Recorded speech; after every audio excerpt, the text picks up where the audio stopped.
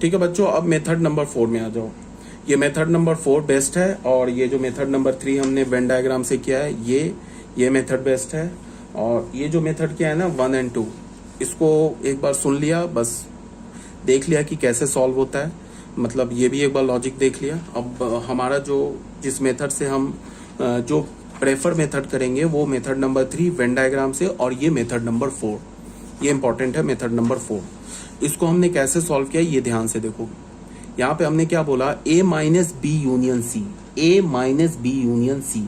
तो तुम बच्चों इसको ऐसे देखो, हमारे पास क्या लिखा है, जैसे हम ऐसे बोलते हैं ना A माइनस बी, इसको हम क्या बोलते हैं, A इंटरसेक्शन B कंप्लीमेंट। अब तुम देखो यहाँ क्या लिखा है, यहाँ क्या लिखा है, यहाँ B की जगह B यूनियन C लिखा है, A minus B union C लिखा है। तो इसको हम कैसे लिखेंगे, A intersection B complement, B की जगह क्या है B यूनियन C, तो कंप्लीमेंट, ऐसे लिख दिया। अब इस पर बच्चों डिमॉर्गन्स लॉ लग जाएगा। तो इस पे डिमॉर्गन्स लॉ कैसे लगेगा, A इंटरसेक्शन, डिमॉर्गन्स लॉ में क्या बोला था कि अगर यूनियन है तो इंटरसेक्शन बना देते हैं, इंटरसेक्शन है तो यूनियन बना देते हैं। यहाँ क्या है यूनियन, तो इस पे हमने इंटरसेक्शन ऐसे बना दिया। उसके बाद यहाँ पे क्या इंटरसेक्शन है और यहाँ भी इंटरसेक्शन है, ठीक है ना। तो इसको हमने अगर ऐसे लिखा तो कोई प्रॉब्लम नहीं है, A इंटरसेक्शन B कंप्लीमेंट, एक इंटरसेक्शन, देखो यहाँ भी इंटरसेक्शन है यहाँ भी इंटरसेक्शन है, इसको हमने कैसे लिखा, A इंटरसेक्शन C कंप्लीमेंट, ऐसे लिख दिया। देखो A intersection B intersection C है, इसको तुम अगर ऐसे लिखा है या ऐसे लिखा है, ये ब्रैकेट लिखा है, तो इसको तुम बड़े आराम से A intersection B intersection A intersection C लिख सकते हो, कोई प्रॉब्लम नहीं है, ठीक है। तो यहाँ पे हमने एक A एक्स्ट्रा ऐड कर दिया। अब बच्चों आ जाओ, A इंटरसेक्शन B कंप्लीमेंट क्या होगा, A माइनस B, ठीक है। और ये तो इंटरसेक्शन रह गया, A इंटरसेक्शन C कंप्लीमेंट क्या होगा, A माइनस C, तो प्रूफ हो गया, ठीक है। तो ये हमारा फर्स्ट पार्ट प्रूफ हो गया। सेम लॉजिक है, एग्जैक्टली सेम लॉजिक है सेकेंड पार्ट में। तो चलो एक बार सेकेंड पार्ट भी देख ही लेता हूँ। सेकेंड पार्ट एक्चुअली में है क्या वो देख लो। सेकेंड पार्ट में क्या बोल रहा है, सेकेंड पार्ट में यहाँ पे यूनियन था ना, ये इंटरसेक्शन हो गया और ये इंटरसेक्शन यूनियन में कन्वर्ट हो गया, ठीक है। तो इसको भी देख लेते हैं एक बार। हमने क्या किया, मेथड नंबर 1 में x हमने मान लिया element of A minus B intersection C का। तो यहां से हमें क्या पता चला, x element of A and x not element of B intersection C का। अगर तुम इसको B मानोगे तो अगर x A माइनस B का एलिमेंट है तो हम कैसे लिखते हैं, x element of A and x not element of B। तो B की जगह क्या है, B इंटरसेक्शन C, तो हम क्या बोलेंगे, x element of A and x not element of B intersection C। तो x element of A and ये कैरी किया। अब अगर x B इंटरसेक्शन C का एलिमेंट नहीं है तो यहाँ और आ जाएगा, तो इसको हम क्या बोलेंगे, x not element of B और x not element of C, and और पर डिस्ट्रीब्यूटिव हो जाएगा। तो हम इसे क्या लिखेंगे, x element of A and x element of A and x not element of B, और ये और इधर आ गया, देखो बच्चे ये और एंड है ना, और पर डिस्ट्रीब्यूटिव हो जाएगा। तो x element of A and x not element of B और x element of A and x not element of C। तो बस प्रूफ हो गया, x element of A minus B, अगर x A का एलिमेंट है और B का एलिमेंट नहीं है तो फिर A माइनस B का एलिमेंट है, ये और यहाँ आ गया। और अगर x A का एलिमेंट है और C का एलिमेंट नहीं है तो x किसका एलिमेंट है, A माइनस C का एलिमेंट है, ये और की जगह यूनियन डाल दिया, प्रूफ हो गया, ठीक है। मेथड नंबर 2 एग्जैक्टली सेम है मेथड नंबर 1, बस थोड़ा कैलकुलेटिव है। इसमें हम वही लॉजिक लेके चलेंगे, but if and only if को इम्प्लाइज ऐड कर देंगे। सेम लॉजिक ये जो लेके चल रहा हूं ना यहाँ पे, ये सेम लॉजिक लेके चलेंगे, बट हम इफ एंड ओनली इफ को क्या कर देंगे, ये इम्प्लाइज कर देंगे। ये सेम लॉजिक है यहाँ पे। तो x लेके चले इसका एलिमेंट और हमें किसका मिल गया, इसका। तो इसका मतलब क्या हो गया, A minus B intersection C subset हो गया किसका, A minus B union A minus C का। तो यहाँ पे हमने इसको सबसेट मान लिया, सेम लॉजिक है। अब दूसरी बार में क्या करेंगे कि x एलिमेंट लेके चलेंगे A minus B union A minus C का। अब ये नीचे से ऊपर जाएंगे, इसके बाद यहाँ जाएंगे, इसके बाद यहाँ जाएंगे, इसके बाद यहाँ जाएंगे, इसके बाद यहाँ जाएंगे, इसके बाद यहाँ जाएंगे। देख लो वही चीज लिखा हुआ है, देख लो। तो फिर हमें क्या प्रूफ हो जाएगा, हमें ये प्रूफ हो जाएगा कि जो हमारा A minus B union A minus C है वो भी सबसेट हो जाएगा A minus B intersection C का। यहाँ से A माइनस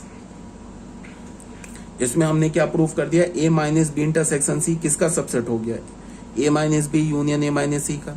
फिर दूसरी बार में क्या करेंगे, एक्स इसका एलिमेंट लेंगे और इसके इक्वल दिखा देंगे, तो फिर ये जो है A minus B union A minus C वो सबसेट हो जाएगा ना A minus B intersection C का, तो फिर ये सेट और ये सेट इक्वल हो जाएगा। एक्स इसका एलिमेंट लेंगे यहाँ से, फिर इसके ऊपर जाएंगे, फिर ये जाएंगे, ये जाएंगे, ये जाएंगे, फिर ये आ जाएगा, तो इसका मतलब ये इसका सबसेट और ये इसका सबसेट, दोनों सेट इक्वल। सेम लॉजिक है, देख लेना आप। अब बच्चों मेथड नंबर 3 में आ जाओ। मेथड नंबर 3 में हमने क्या बोला, ए माइनस, ये बेस्ट मेथड है, मेथड नंबर 3, मेथड नंबर 4। इसमें हमने क्या बोला, ए माइनस बी इंटरसेक्शन सी, तो इसको हमने क्या लिखा, इस बी इंटरसेक्शन सी को तुम क्या करो, बी सेट मान लो। तो ये क्या लिखा हुआ है, ए माइनस बी लिखा हुआ है, तो ए माइनस बी को हम कैसे लिखेंगे, ए इंटरसेक्शन बी कंप्लीमेंट, तो इसको क्या लिखेंगे, ए इंटरसेक्शन बी, क्या हमारा बी इंटरसेक्शन सी का कंप्लीमेंट।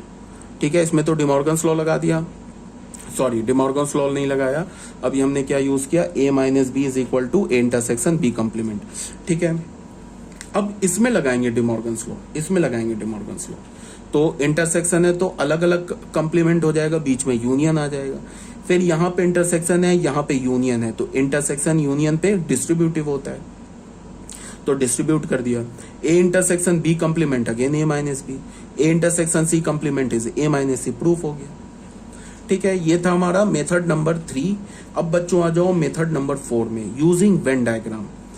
वेन डायग्राम में हमने क्या किया कि 3 सेट बना लिया एबीसी।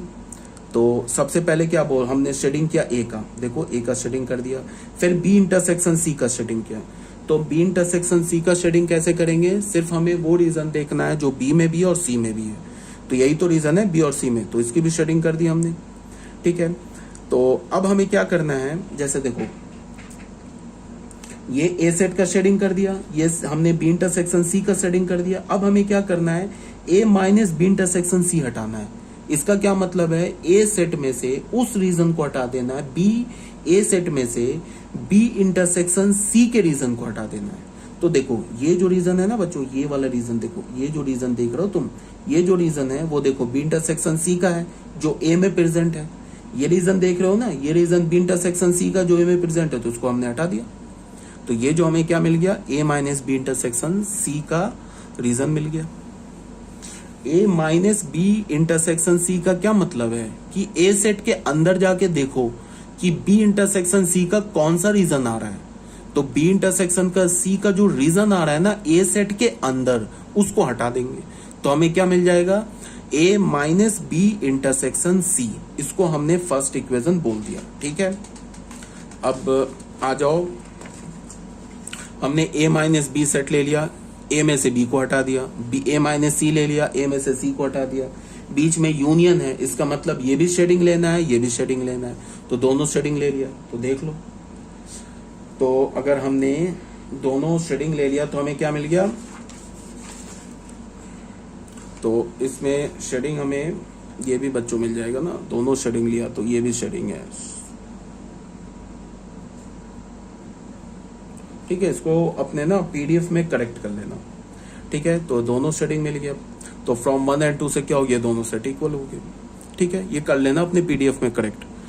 ठीक है, अब आ जाओ बच्चों थ्योरम नंबर 5 में।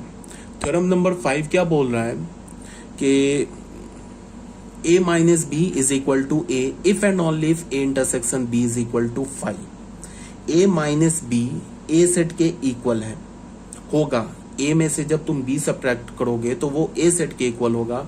ये पॉसिबल कब है, जब ए और बी के बीच में कोई कॉमन एलिमेंट नहीं हो। इसका मतलब क्या है, ए इंटरसेक्शन बी 5 हो। ये बिल्कुल बच्चों ऑब्वियस सी बात है। इसमें ये जो मैंने प्रूफ किया है ना मेथड 1 मेथड 2, इसकी कोई जरूरत नहीं है, बट फिर भी प्रूफ किया है क्योंकि तुम्हें सेट की अच्छी अंडरस्टैंडिंग हो।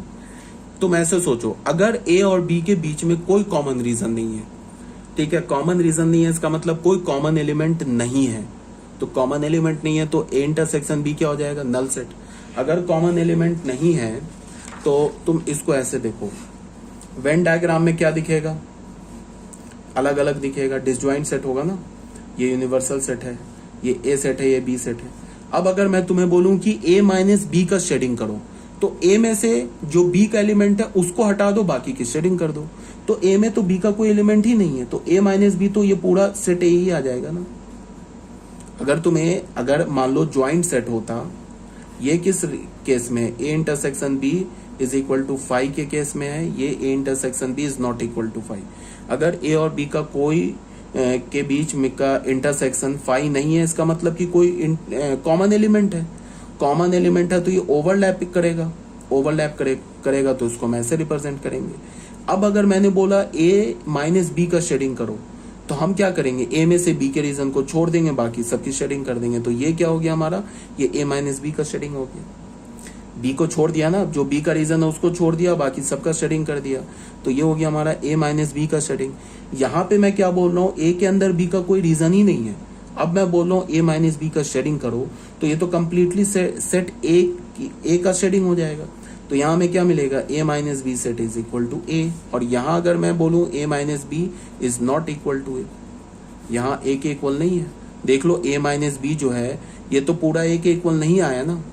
क्यों नहीं आया, because A intersection B is not equal to 5। ये क्यों आ गया, because A intersection B is equal to 5। ये बात हमें प्रूव करना है, जो कि वेन डायग्राम से सिंपल लॉजिक है, इस बात को हमें एल्जेब्रिकली प्रूव करना है। ठीक है, अगर प्रूफ समझ में आ जाता है तो वेल एंड गुड, नहीं समझ में आता है तो छोड़ दो, कोई टेंशन नहीं लेना है। आ जाते हैं सबसे पहले using Venn diagram. A intersection B 5 है, implies A and B are disjoint sets. ये ए और बी को हमने डिसजॉइंट सेट बना लिया, ए का शेडिंग कर दिया, ये एस हो गया, ये बी का शेडिंग कर दिया। अब मैं बोल रहा हूँ ए माइनस बी का शेडिंग करो, तो ए में से उस रीजन को छोड़ के बाकी सबकी शेडिंग कर दो, जो ए में से बी का रीजन छोड़ दो और बाकी सबका शेडिंग कर दो। तो ए में तो यहाँ देखो बी का कोई रीजन ही नहीं है, तो ए माइनस बी क्या हो जाएगा, सेट है, हेल्स प्रूफ। ये तो था हमारा मेथड नंबर 1। अब बच्चों आ जाओ मेथड नंबर 2 में। मेथड नंबर 2 में क्या बोल रहा है, in order to prove that A minus B is equal to A, if and only if a intersection b is equal to 5, we shall prove that। अगर हमें ये प्रूव करना है ना एल्जेब्रिकली, अगर हमें ये प्रूव करना है, क्या प्रूव करना है, अगर हमें एल्जेब्रिकली ये प्रूव करना है, ये वाली चीज को, ये क्वांटिटी को अगर हमें प्रूव करना है कि a minus B is equal to A if and only if A intersection B is equal to 5, मतलब क्या है, a minus B set a के इक्वल होगा इफ एंड ओनली इफ अगर a और b का इंटरसेक्शन 5 है। तो अगर हमें ये प्रूफ करना है तो इफ एंड ओनली इफ हम कैसे प्रूफ करते हैं, ये वाला इफ एंड ओनली इफ से लेफ्ट हैंड साइड है, तो इसको हम जैसे इसको हम पहले ट्रू मान लें और ये प्रूफ कर दें, तो ये वाला स्टेटमेंट प्रूफ नहीं हो जाएगा। इसको हम एज्यूम कर ले कि ये ट्रू है और इसको यूज करके इसे राइट हैंड साइड वाले को प्रूफ कर दे। दूसरे केस में क्या करें, इसको हम एज्यूम कर ले कि ये ट्रू है और फिर लेफ्ट हैंड साइड को प्रूफ कर दे, तो फिर ये वाला स्टेटमेंट प्रूफ हो जाएगा। मेरी बात आ रही है समझ में। अगर मैंने बोला, ऐसे बोला कि A if and only if B, ये प्रूफ करो, तो हमें क्या करना होगा कि A if and only if B proof करो, तो हमें क्या करना होगा, ए को ट्रू मानना होगा और फिर हमें क्या प्रूफ कर देना होगा कि अगर ए ट्रू है तो मान लो, या फिर हमने इसको ऐसे बोल दिया कि यहाँ पे कुछ बोल दिया, एक रिलेशन दे दिया A is equal to B, इसके बाद हमने बोल दिया if and only if C is equal to D. ऐसे मैंने मान लो ये स्टेटमेंट दे दिया, इसको भूल जाओ। इसको हमने क्या बोला, A is equal to B if and only if C is equal to D. तो ये पूरा स्टेटमेंट तुम कैसे प्रूफ करोगे, बीच में इफ एंड ओनली इफ है ना, तो तुम इसको एज्यूम कर लो कि ये ट्रू है और ये फिर प्रूफ कर दो। और फिर दूसरे केस में क्या करो, इसको एज्यूम कर लो कि ये ट्रू और फिर ये प्रूफ कर दो, तो फिर ये कंप्लीट प्रूफ हो जाएगा। अगर तुमने ए माइनस बी को एज्यूम कर लिया कि ये ट्रू है और इसको तुमने प्रूफ कर दिया ये ट्रू है और इसको प्रूफ कर दिया, इतना पे छोड़ दिया, तो ये स्टेटमेंट प्रूफ नहीं हुआ। समझ में आ रही है बात। इफ एंड ओनली इफ जो है डबल इम्प्लीकेशन है, लेफ्ट हैंड साइड ट्रू है तो राइट हैंड साइड को इम्प्लाई करेगा, अगर राइट हैंड साइड ट्रू है तो लेफ्ट हैंड साइड को इम्प्लाई करेगा। तो if and only if proof कैसे करेंगे, इसको ट्रू मानेंगे, इसे प्रूफ कर देंगे, ये पहले केस में करेंगे। दूसरे केस में इसे ट्रू मानेंगे, ये प्रूफ कर देंगे, तो ये पूरा प्रूफ हो जाएगा। ठीक है बच्चों, समझ रहे हो ना बात को। तो यहाँ पे देख लो, यही बात बोला जा रहा है, in order to prove that A minus B is equal to A if and only if A intersection B is equal to 5, we shall prove that A minus B is equal to A imply A minus B अगर A के equal है, इसको हमने assume कर लिया, तो ये क्या इम्प्लाई कर रहा है, ए इंटरसेक्शन बी फाई के इक्वल है। अगर ए माइनस बी ए के इक्वल है तो ये इम्प्लाई कर रहा है कि ए इंटरसेक्शन बी फाई के इक्वल है। अगर ये प्रूव कर दे, और दूसरे में क्या प्रूव करे कि ए इंटरसेक्शन बी अगर फाई है, इसका मतलब इसको हमने एज्यूम कर लिया, तो ये क्या इम्प्लाई कर रहा है, A minus B is equal to A. तो अगर इसे भी प्रूव कर दिया, इसे भी प्रूव कर दिया, तो ये भी प्रूफ हो गया। तो आ जाओ स्टार्ट करते हैं। यहां पे हमने क्या बोला, first let A minus B is equal to A. हमने फर्स्ट यहां से स्टार्ट किया, ए माइनस बी को हमने ए के इक्वल मान लिया, ठीक है। Then we have to prove that A intersection B is equal to phi. ये हमने गिवन माना है, ये हमने मान लिया है कि ए माइनस बी ए के इक्वल है, इसे हमें प्रूव करना है। तो हमने क्या बोला कि first let A minus B is equal to A, then we have to prove that A intersection B is equal to phi, ठीक है। If possible let A intersection B is not equal to phi. इसको assume किया है, इसे prove करना है। तो एक आता है proof by contradiction. Proof by contradiction तुम याद करो, 10th क्लास में तुमने स्क्वायर रूट 2 रूट अंडर 2 को तुमने इरेशनल कैसे प्रूफ किया था। तुमने पहले रूट 2 को रैशनल मान लिया था, उसके बाद उस पर कुछ एल्जेब्रिक उसमें मैनिपुलेशन किया था, उसके बाद तुम्हें वहां से एक फॉल्स रिजल्ट आ गया था, ठीक है। तो फिर हमने क्या बोला था कि hence our supposition is wrong, hence root 2 is an irrational number, ऐसा बोला था ना। रूट 2 को अगर हमें एक क्वेश्चन आता है एनसीईआरटी के 10th क्लास में कि prove that root 2 is an irrational number, या prove that root 3 is an irrational number, तो हम क्या करते थे, हम बोलते थे कि let root 2 is a rational number. Root 2 rational number है, उसके बाद कुछ उस पर मैथमेटिकल कैलकुलेशन करते थे, वहां से हमें एक फॉल्स रिजल्ट मिलता था। तो हमें फॉल्स रिजल्ट क्यों मिला, बिकॉज हमने रूट 2 को रैशनल नंबर मान लिया, तो फॉल्स रिजल्ट मिलता था। तो हम क्या बोलते थे कि hence our supposition is wrong, so root 2 is an irrational number. यही काम यहां भी करेंगे। हमने क्या मान लिया, ए इंटरसेक्शन बी को फाई नहीं माना, ये तो गिवन है, ये प्रूव करना है कि ए इंटरसेक्शन बी फाई के इक्वल है। तो हमने क्या बोला कि ए इंटरसेक्शन बी फाई के इक्वल नहीं है, ठीक है। तो अगर ए इंटरसेक्शन बी फाई के इक्वल नहीं है तो एक ऐसा एक्स एग्जिस्ट करेगा जो इंटरसेक्शन बी का एलिमेंट होगा। अगर मैं बोलूं ए सेट फाई सेट के इक्वल नहीं है, तो ए सेट में कोई ना कोई एलिमेंट तो होगा, तभी तो वो फाई के इक्वल नहीं है। तो अगर मैंने बोला कि एक्स जो होगा वो ए इंटरसेक्शन बी का X A intersection B phi नहीं है, तो एक एक्स मिल जाएगा जो ए इंटरसेक्शन बी का एलिमेंट होगा। तो अगर एक्स ए इंटरसेक्शन बी का एलिमेंट है तो एक्स ए का भी एलिमेंट है एंड एक्स बी का भी एलिमेंट है, बिकॉज बीच में इंटरसेक्शन है। तो इसको देखो मैं क्या लिख सकता हूं, एक्स एलिमेंट ए का है। अब एक बात बताओ, अगर एक्स जो है वो ए का एलिमेंट है, ठीक है, तो एक्स जो होगा वो क्या होगा, ए माइनस बी का भी एलिमेंट होगा। ये बात समझ रहे हो। अगर एक्स जो है हमारा ए का एलिमेंट है तो इसको मैं लिख सकता हूं X element of A minus B and X element of B. यहां से यहां कैसे गए हम, ये देखो, अगर मैंने बोला कि X is the element of A and X is the element of B, तो इसको मैंने क्या बोला कि X element of A minus B and X element of B. ये कैसे आ गया, ये बताओ। अगर एक्स एलिमेंट है ए का, ठीक है, तो इसको तुम ऐसे बोलो कि अगर x एलिमेंट है a का, तो a किस सेट के इक्वल है, a तुम बताओ, a सेट किसके इक्वल है।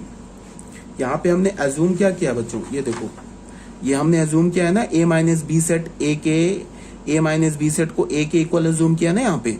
तो अगर x a का एलिमेंट है तो x a माइनस बी का भी एलिमेंट होगा, because a is equal to a minus B. यहाँ पे रीजन क्या लिख सकते हो, a is equal to a minus B. ये तो हमने स्टार्ट में ही अज्यूम कर लिया। तो इस a की जगह हमने क्या लिख दिया, a minus B and x element of b लिख दिया। अब अगर x a माइनस बी का एलिमेंट है तो इसको हम क्या बोलेंगे, x element of a and x not element of b and x element of b। ये तो एज इट इज कैरी हो गया। ये ब्रैकेट को उठा के हमने यहाँ लगा दिया, ये 3 पे है ना एंड, तो इस ब्रैकेट को उठा के यहाँ लगा दिया। तो इसको हमने क्या बोला, x element of a and x not element of b and x element of b। But x not element of b and x element of b both can never be possible simultaneously। यहाँ पे हमें बच्चों एक false result मिल गया। ये जो result लिखा है ना, ये फॉल्स रिजल्ट है। क्यों? ये क्या बोल रहा है कि x b का एलिमेंट नहीं है एंड x b का एलिमेंट है। ये तो यही बात हो गई ना कि x 1 जो है वो a का एलिमेंट नहीं है एंड 1 a का एलिमेंट है। ये तो फॉल्स रिजल्ट है ना। मैंने क्या बोला कि x b का एलिमेंट नहीं है एंड x b का एलिमेंट है, तो ये हमें क्या मिल गया? फॉल्स रिजल्ट मिल गया। इसी बात को हमने क्या लिखा है? But x not belongs to b and x belongs to b both can never be possible simultaneously. अगर x b का एलिमेंट नहीं है तो फिर वो b का एलिमेंट कैसे हो गया? Thus we arrive at a contradiction. So our supposition is wrong. Therefore A intersection B is equal to 5. तो यहां से हमें क्या मिला? Hence A minus B is equal to A implies A intersection B is equal to 5. तो हमने क्या मान लिया? हमें क्या प्रूव करना था? कि A intersection B को 5 प्रूव करना था। हमने क्या बोला कि A intersection B 5 के इक्वल नहीं है। तो वहां से हमें क्या मिला? एक रॉन्ग रिजल्ट मिला, फॉल्स रिजल्ट मिला। तो फिर हमने क्या बोल दिया कि फिर ए इंटरसेक्शन बी 5 है। अभी बच्चों ये एक ही पार्ट प्रूफ हुआ है, ये वाला पार्ट प्रूफ हुआ है, ये पार्ट प्रूफ हुआ है। अब ये थ्योरम जो हमारा प्रूफ नहीं हुआ है, ये वाला जो थ्योरम है ये प्रूफ नहीं हुआ है। अब इसका उल्टा भी प्रूफ करना होगा। अब हम ए इंटरसेक्शन बी को 5 मानेंगे और ये जाके प्रूफ कर देंगे, तब जाके फिर ये प्रूफ हो जाएगा। ठीक है, तो अब हमने क्या बोला? Conversely let A intersection B is equal to 5। इसको हमने 5 मान लिया। Then we have to prove that A minus B is equal to A. इसको हमने अज्यूम कर लिया, हमें प्रूव करना है। For this we shall show that अगर ए माइनस बी ए के इक्वल है, ये अगर हमें प्रूव करना है तो हम क्या शो कर दें कि ए माइनस बी जो है, ए माइनस बी का subset, A minus B is the subset of A and A is the subset of A minus B. अगर ऐसा हमने प्रूव कर दिया तो क्या मिल जाएगा हमें? फिर हो जाएगा A minus B is equal to A.